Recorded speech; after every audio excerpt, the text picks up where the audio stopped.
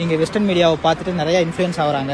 Indian மீடியாவுமே வந்து western media என்ன சொல்லுதோ அதை தான் வந்து போடுறாங்களே வெளியே இங்கே ரியல் சுச்சுவேஷன் என்னென்னு தெரியறதில்ல. இங்கே ரியலாகவே நிமோனியா, ஆஸ்மா பேஷண்ட்ஸ் இப்போ அதிகமாக ஆகிறதுக்கு காரணம் என்னென்னா இந்த கிளைமேட்டு தான். இப்போ பார்த்தீங்கன்னா நான் இருக்கிற சிட்டிலேயே பார்த்தீங்கன்னா 0 டிகிரி போகுது.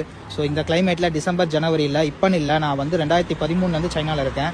எப்பயுமே டிசம்பர் ஜனவரி பிப்ரவரி மந்தில் நிமோனியா வந்து கொஞ்சம் அதிகமாக தான் இருக்கும். அதே மாதிரி இன்ஃப்ளூயன்ஸான்னு சொல்கிறது, ஃப்ளூ, இது எல்லாமே நார்மலாகவே அதிகமாகும் டியூ டு கிளைமேட் சேஞ்சஸ் தான்.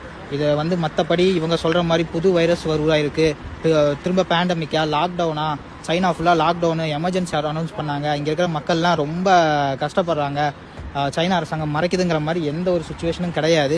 நீங்கள் உண்மையான கல நிலவரத்தை பாருங்கள். இந்த யூடியூப்பில் உட்காந்துட்டு தமிழில் இங்கே சைனா வந்திருக்கவும் மாட்டாங்க, வந்து பார்த்துருக்கவும் மாட்டாங்க. அதே மாதிரி இங்கே என்ன நடக்குதுன்னு தெரிஞ்சிருக்காது, சும்மா அடிச்சு விடுறது இஷ்டத்துக்கு. ஏன் இப்படி பண்ணுறீங்கன்னு தெரியல. ஏன்னா நீங்கள் சொல்கிறத தான் அங்கே இருக்கிற மக்கள் நம்புகிறாங்க. அங்கே இருக்கிற எங்களோட குடும்பங்கள் ஆகட்டும், இங்கே தமிழ் மாணவர்கள், இந்திய மாணவர்கள் படிக்க வந்தவங்களாகட்டும், எல்லாருமே வந்து அவங்க ஃபேமிலியில் பயப்படுறாங்க. நீங்கள் அங்கே போடுற தேவையில்லாத தகவல் கொடுக்குறதும், அதே மாதிரி யூடியூப் கிடச்சிருச்சு நம்ம தான் பெரிய இது அப்படின்னு நினச்சிட்டு போடுற வீடியோஸை நம்பி எங்களோட ஃபேமிலிஸும் பயப்படுறாங்க. இங்கே ரியல் சுச்சுவேஷன் பேடாக இருந்துச்சுன்னா நாங்களே வந்து பேடாக இருக்குன்னு நாங்களே ரிப்போர்ட் பண்ண போகிறோம். நான் இத்தனைக்கும் ஒரு மெடிக்கல் ப்ரொஃபஷன், நான் இங்கே தான் வேலை செய்கிறேன். எனக்கே வந்து பயத்தை உருவாக்குறாங்க. ஏன் இப்படி பண்ணுறீங்கன்னு தான் தெரியல.